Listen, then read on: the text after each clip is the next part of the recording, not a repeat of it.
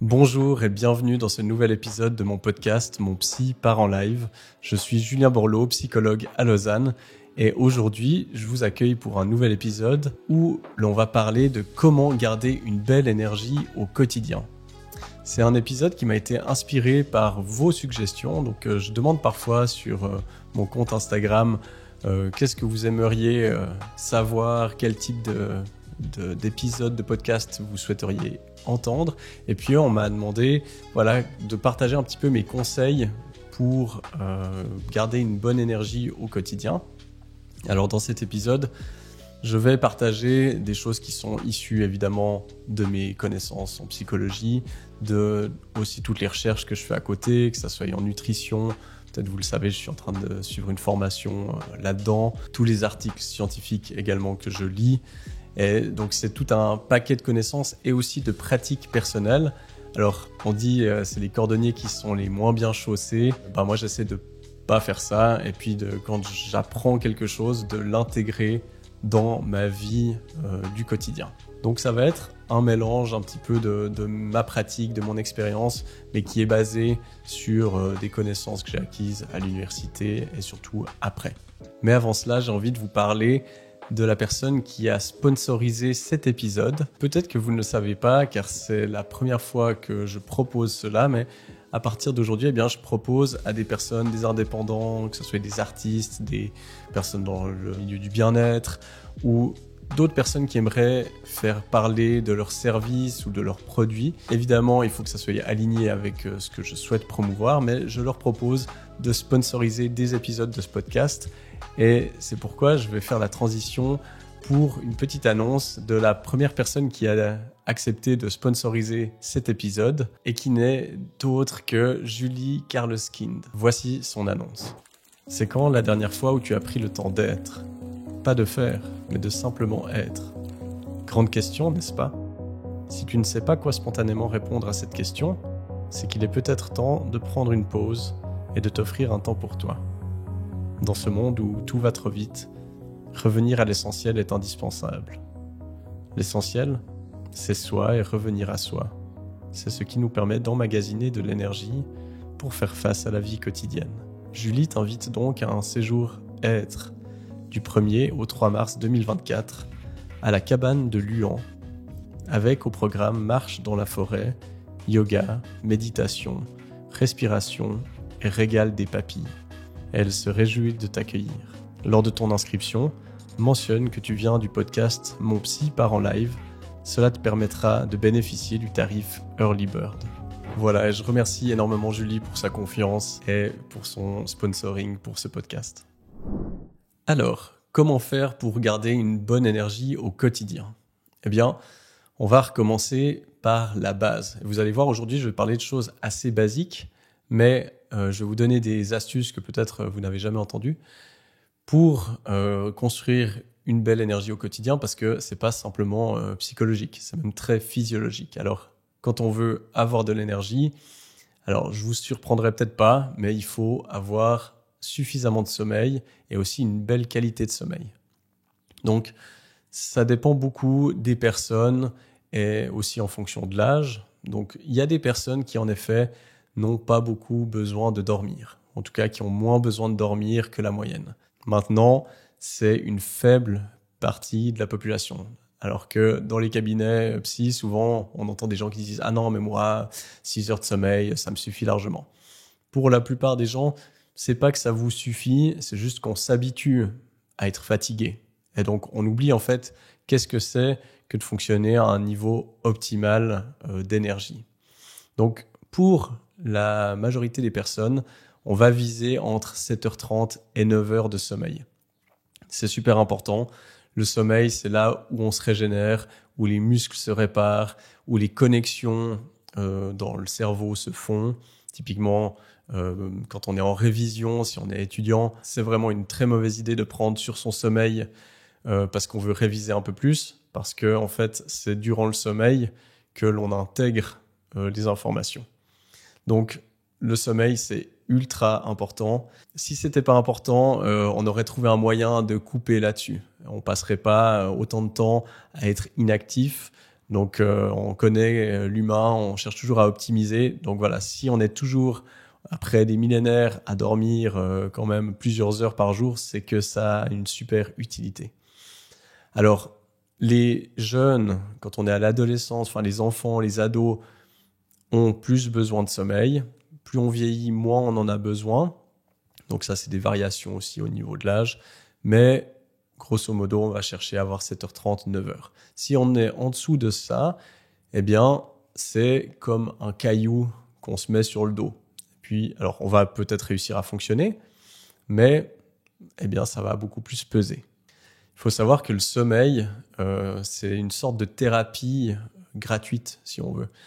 Parce que c'est pendant le sommeil aussi donc, que les connexions se font entre les synapses, entre les neurones, mais c'est aussi là où on fait du tri dans les synapses. Donc, notre cerveau, il va enlever, il va débroussailler, si on veut, toutes les connexions qui ne devraient pas se faire, qui sont irrationnelles ou voilà, qui ne font pas de sens, pour garder uniquement celles qui paraissent les meilleures. Et ça se fait pendant le sommeil. Donc, si on ne le fait pas, eh bien, si on dort pas assez, on va commencer à mal penser, on va se faire des idées, on va peut-être devenir un peu paranoïaque, on va commencer à mal réfléchir. C'est notamment dû à cela.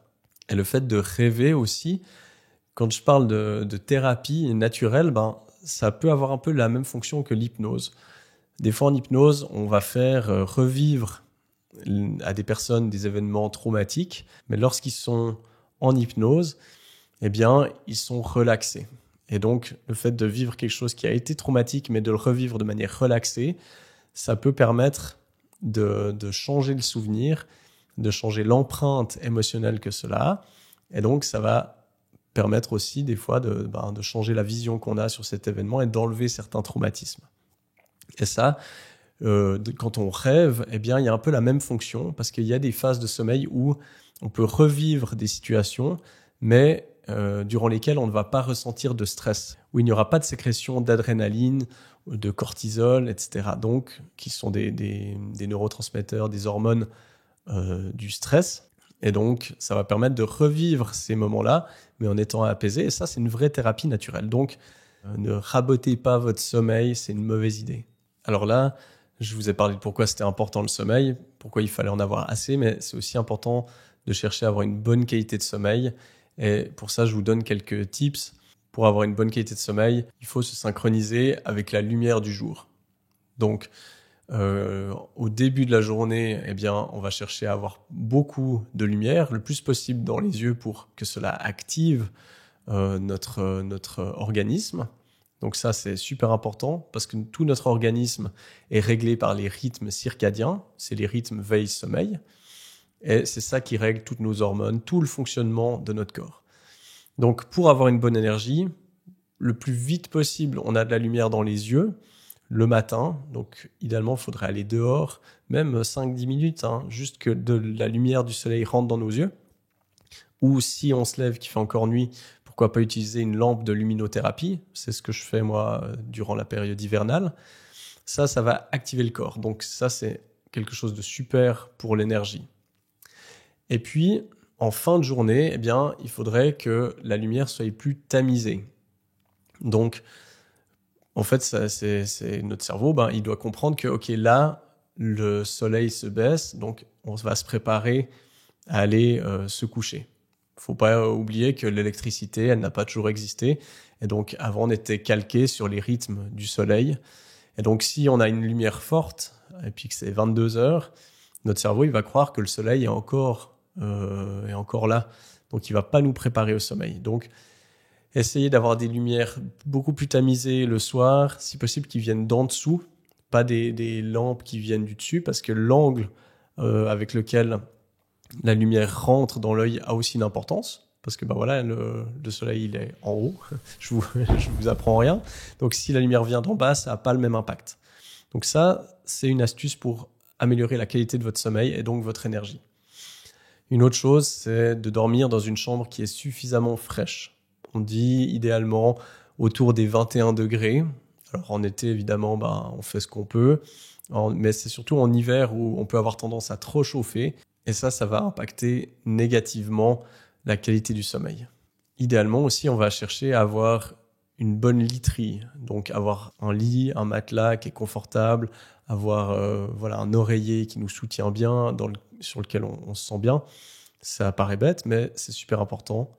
Aussi, du coup, par rapport à la lumière, avoir une chambre qui est la plus sombre possible, parce que même un tout petit peu de lumière, ça peut endommager la qualité du sommeil. Et puis, une dernière astuce que je pourrais vous donner, c'est de ne pas boire d'eau, ou alors encore moins d'autres choses, que ce soit du café, de l'alcool, etc. On n'en parle pas, mais de pas de boire de liquide 1 à 2 heures avant d'aller dormir.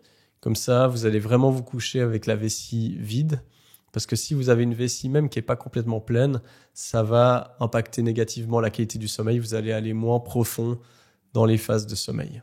Donc, ça, c'est des conseils pour déjà grandement améliorer la qualité de votre sommeil. Et donc, avoir une meilleure énergie le lendemain.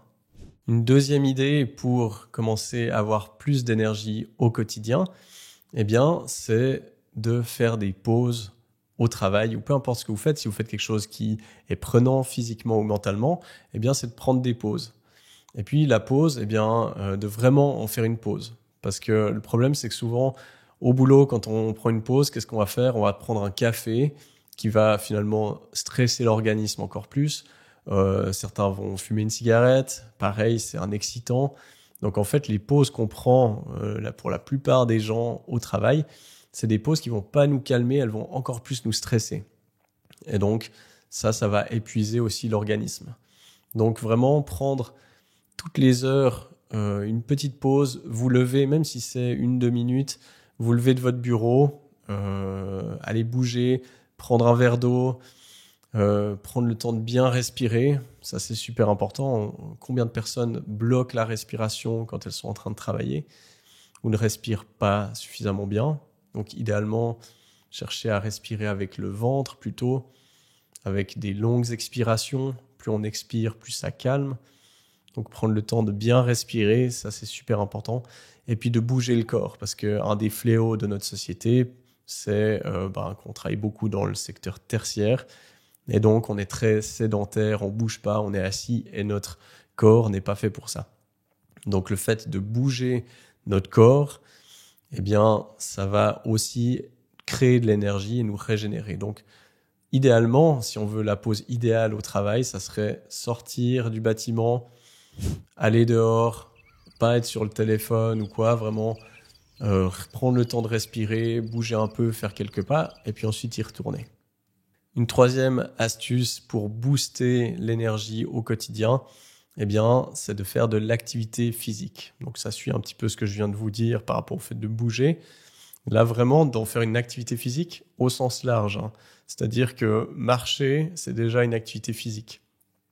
Idéalement, on va viser, on a cette barre des 10 000 pas par jour. J'ai vu dernièrement passer quelque chose de la doctoresse Tchaïkovski, avec qui je vais faire une interview tout bientôt. Donc c'est une médecin du sport qui parlait des seuils à partir desquels il y avait un vrai bienfait au niveau de la santé par rapport au pas. Et puis, elle disait que déjà, il y avait des grosses améliorations au niveau de la santé physique quand on passait d'environ 3500 pas à 7500, quelque chose comme ça.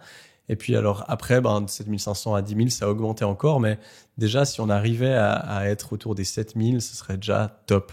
Donc, il n'y a pas besoin de faire un sport intense pour avoir une bonne énergie. Après, d'avoir une activité physique vraiment sportive, que ça soit avec de l'activité cardio comme de l'activité de force, avec des poids par exemple, de varier ce type d'exercice, ça a énormément de bienfaits pour la santé. Je ne vais pas les détailler là, mais avoir une activité physique qui est raisonnable, si on en fait trop, évidemment, ça va puiser trop dans notre énergie aussi. Mais idéalement, si on arrivait déjà à faire 30 minutes d'activité physique, déjà, 3 fois par semaine, au niveau physique et mental, ça fait déjà un grand bienfait. Mais si vous arrivez à mettre un peu d'activité physique tous les jours, monter les escaliers à pied, ne plus prendre les ascenseurs, voilà, vous déplacer à pied plutôt que de prendre la voiture ou le bus si c'est possible. Quand vous allez en course, voilà, porter les courses, c'est des choses du quotidien, hein. Ça évite de devoir aller encore dans un fitness pour faire exactement les mêmes exercices, hein, parce que là, ça c'est l'absurdité de notre société, hein, c'est qu'on a tellement déserté les métiers manuels, l'agriculture, etc., que finalement on a dû inventer le fitness pour reproduire les exercices qu'on faisait naturellement avant. Donc maintenant on passe devant un fitness, qu'est-ce que font les gens? Ils montent des escaliers infinis, ils marchent sur un tapis de course, ils portent des poids comme si on portait, que ça soit sur le dos ou comme ça. Donc voilà, et je vois des fois des gens qui vont au fitness, qui vont prendre l'ascenseur pour arriver au fitness puis aller marcher sur des marches infinies. Donc arrêtons d'être absurdes et puis commençons à intégrer déjà cette activité dans notre quotidien. Et ça fera déjà énormément de bien. Un autre conseil qui aura énormément d'impact sur votre énergie au quotidien, qui est très simple et pourtant beaucoup de gens ont de la peine avec ça, c'est l'hydratation. Moi, j'aborde tout le temps cette question en consultation et je suis effaré du nombre de personnes qui n'arrivent pas à boire, qui me disent qu'elles boivent 1 verre, 2 verres d'eau dans la journée. C'est une catastrophe et ça a un impact sur la santé physique et mentale et évidemment sur l'énergie. Le corps principalement est constitué d'eau, de liquide. Donc si on lui apporte pas suffisamment de liquide, eh bien on va fonctionner vraiment au ralenti. Donc idéalement, à nouveau ça va dépendre de la saison, de votre âge, de votre corpulence, de votre activité physique. Mais on va recommander au minimum 2 litres, 2 litres et demi d'eau par jour. Si vous buvez de la tisane, ça va aussi. Et puis si on fait beaucoup de sport, il faut varier, il faut augmenter les quantités. Ou s'il fait très chaud, ou il fait très sec, etc. Mais si vous arrivez déjà à atteindre 2 litres, 2 litres et demi, je vous assure que ça fera déjà une énorme différence sur votre énergie. Donc si vous ne pouvez changer que ça après avoir écouté cet épisode, ça peut déjà faire un énorme impact. Le Dorlo, dans 20-30 ans, il n'y en aura plus. Et puis un dernier aspect que je vois, donc je le répète, c'est pas exhaustif tous les conseils que je vous donne là, il y en a sûrement encore plein d'autres que vous pouvez utiliser pour améliorer votre énergie. Moi, je vous donne certains que je pratique, mais le dernier conseil que je peux vous donner par rapport à la préservation de votre énergie quotidienne, c'est de travailler sur votre nutrition. Donc moi, je me forme à ça parce que je vois de plus en plus l'importance de la nutrition sur la santé mentale. Et donc, c'est un point non négligeable, central même, de votre énergie. Alors, je vais vous donner, on va pas faire un truc très détaillé, mais je vous donne dans les grandes lignes certains points que vous pourriez déjà améliorer. Et puis après, si vous voulez vraiment faire ça de manière détaillée, il faut prendre rendez-vous avec un diététicien, un coach en nutrition, etc. Alors après, à nouveau, je ne vais pas rentrer, il y a plein d'écoles différentes, d'approches, de pensées différentes par rapport à la nutrition. Est-ce qu'il faut jeûner ou pas? Donc ça, je ne vais pas rentrer là-dedans parce qu'il y a plein d'avis différents. Donc vous faites comme vous voulez. Mais idéalement, il faudrait que vous ayez votre apport calorique journalier, il faut qu'il soit rempli. Donc si vous prenez trop de calories par jour par rapport à ce dont vous avez besoin, vous allez prendre du poids. Si vous en prenez pas assez, vous risquez d'en perdre et de manquer d'énergie aussi, parce que faut le voir comme un carburant. Et si on n'a pas assez de carburant, on va pas avancer, soit pas du tout, soit on va avancer lentement. S'il y a trop de carburant, on est noyé dedans, on est trop lourd. Pareil, ça va nous ralentir. Après, comment vous le répartissez? Il y en a qui mangent le matin, d'autres pas, d'autres qui font qu'un repas, d'autres plusieurs. Au niveau digestif, moi, je recommande de fractionner un petit peu. Moi, personnellement, je fais 3 repas bien complets, puis j'ai 2 collations dans la journée. Voilà, donc plus on fractionne, moins ça va surcharger notre système digestif. Moins on risque d'avoir des crashs comme ça parce qu'on digère des trucs trop lourds. Moi, je conseillerais d'avoir des repas qui sont équilibrés au niveau des macronutriments, c'est-à-dire au niveau des lipides, de tout ce qui est acides gras, au niveau des protéines et au niveau des glucides. Si possible d'avoir tout ça dans chaque plat, idéalement. Comme ça, c'est des choses dont vos organes, vos cellules ont besoin. Donc, si vous avez ça à chaque prise alimentaire, c'est vraiment le top. Et puis, surtout, les glucides, elles ont tendance à être diabolisées, alors qu'on en a besoin. Notre cerveau, les neurones, c'est des cellules qui ont besoin de glucose. Donc, elles ont besoin de sucre. Alors, c'est pas pour aller manger du sucre blanc. Ça peut être des glucides complexes, tout ce qui est pâtes, féculents, tout ça. Ça, c'est important aussi d'en avoir, sinon vous allez pas fonctionner de manière optimale. Une chose qui est importante, c'est qu'on parle beaucoup de qu'est-ce qu'il faut manger ou ne pas manger, mais on parle pas de comment on le mange. Et puis ça, c'est super important, surtout pour un travail de base en nutrition. Donc, une règle de base, c'est je mange quand j'ai faim, je ne mange pas quand je n'ai pas faim. Ça paraît bête, mais à nouveau, il y a plein de fois où il y a des rythmes sociaux, c'est midi, c'est la pause, faut que j'aille manger alors que je me demande pas si j'ai faim. Peut-être j'avais faim à 11h, peut-être j'aurais faim à 13h. Donc idéalement, je mange quand j'ai faim, je ne mange pas quand je n'ai pas faim. Et puis ça demande aussi, pendant le repas, d'être attentif. C'est-à-dire, je mange et je me demande, est-ce que j'ai encore faim ou plus faim ? Est-ce que je suis arrivé à rassasiement ? Donc ça demande aussi de prendre du temps pour manger. La plupart des gens gobent leur repas en 10-15 minutes, mais le problème c'est que la sensation d'être rassasié, elle vient à peu près autour des 20 minutes. Donc si on mange en 15 minutes la première assiette de pâtes, on va être tenté de se dire « Ah, j'ai encore faim, je me resserre ».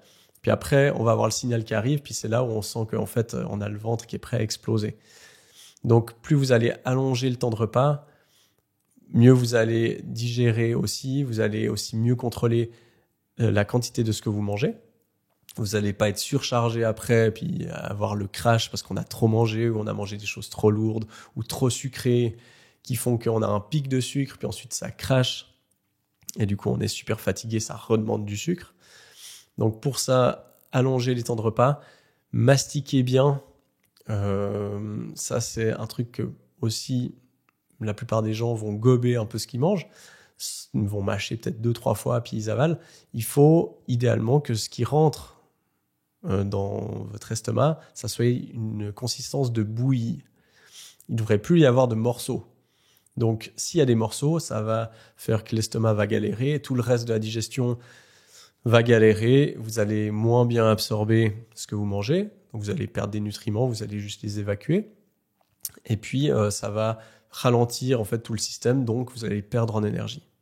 Donc ça, c'est des trucs de base, mais mastiquer, manger plus longtemps, et puis ça va déjà faire une énorme différence. Donc ça, c'est un peu des indications, vraiment des grandes lignes que je vous propose de suivre. Ça sert à rien d'aller dans le détail parce que déjà, si vous arrivez à mettre ça en place, je vous assure que ça fera une différence énorme dans votre vie. Si vous voulez mon exemple, à partir de ça, qu'est-ce que je fais un peu dans ma routine ? Eh bien, moi, je me lève. Alors là où j'ai un peu de peine, c'est au niveau du sommeil. J'arrive à 7h30 à peu près, mais j'aimerais bien arriver à augmenter. Mais voilà, ça c'est le truc sur lequel je travaille. Donc je me lève, moi je mange un petit déjeuner, une crème Boudwig, donc il y a du yogourt, de l'huile, de lin, des flocons d'avoine, je mets des graines, je mets des fruits dedans. Donc comme ça il y a un peu tout ce dont j'ai besoin. Puis ensuite je fais mon sport, je fais à peu près 1h30 de sport le matin. Quand je termine mon sport, je vais à la douche et puis je prends une douche froide, environ 1 minute. Vous verrez, quand on se douche à l'eau froide, surtout là, j'enregistre cet épisode en plein mois de janvier, il fait -4 dehors là, donc l'eau qui sort, elle est bien bien froide. Je vous assure que vous allez économiser de l'eau, donc ça fait du bien à la planète. Vous allez économiser aussi en chauffage, et donc ça ne fait que du bien. Et surtout, la douche froide, eh bien, c'est aussi quelque chose qui booste l'énergie. Il y a plein de vidéos que je vous incite à regarder sur Internet et qui expliquent un peu ses bienfaits. Moi, je l'utilise personnellement et c'est clair que ça donne un coup de fouet. Ça aide aussi pour l'endormissement le soir parce que la température corporelle, on l'a vu plus tôt dans le podcast, quand on va dormir, eh bien, elle descend. On a besoin d'une température plus fraîche parce que, en fait, quand vous vous douchez à l'eau froide, votre corps va ensuite travailler pour le réchauffer. Donc ça va activer le corps. Et puis, alors si vous êtes quelqu'un qui se douche le soir, douchez-vous à l'eau chaude parce que le fait que vous ayez plus chaud que ce que vous devriez, eh bien, votre corps va faire des efforts pour refroidir. Et puis, plus on se refroidit, plus ça va aider à l'endormissement. Donc moi, je me douche à l'eau froide le matin. Durant la journée, je bois de l'eau à chaque consultation pour être sûr d'avoir suffisamment d'hydratation. Et puis, voilà, le soir, j'essaie de tamiser les lumières chez moi, pas boire de liquide avant d'aller dormir. Et puis, idéalement, éviter les écrans aussi. Alors ça, c'est pas toujours facile, mais éviter la lumière des écrans directs. Moi, si je regarde un film, je le regarde projeté avec un beamer. Donc, il n'y a pas cette lumière de l'écran directement dans mes yeux. J'essaie d'éviter de trop regarder mon téléphone. Si on arrive à faire de la lecture ou comme ça, des choses qui n'envoient pas de la lumière trop forte dans les yeux, c'est idéal. Voilà, je vous remercie pour votre écoute, pour votre fidélité. J'espère que cet épisode vous aidera. Je pense que si vous suivez ces conseils, ça peut vraiment avoir un énorme impact sur votre vie et sur votre énergie. Comme d'habitude, n'hésitez pas à me donner vos feedbacks en commentaire, à mettre une évaluation sur Apple Podcast, sur Spotify, mettre des étoiles. Ça m'aide énormément à diffuser ce podcast. Donc merci pour votre fidélité, pour votre soutien et à la semaine prochaine pour un prochain épisode.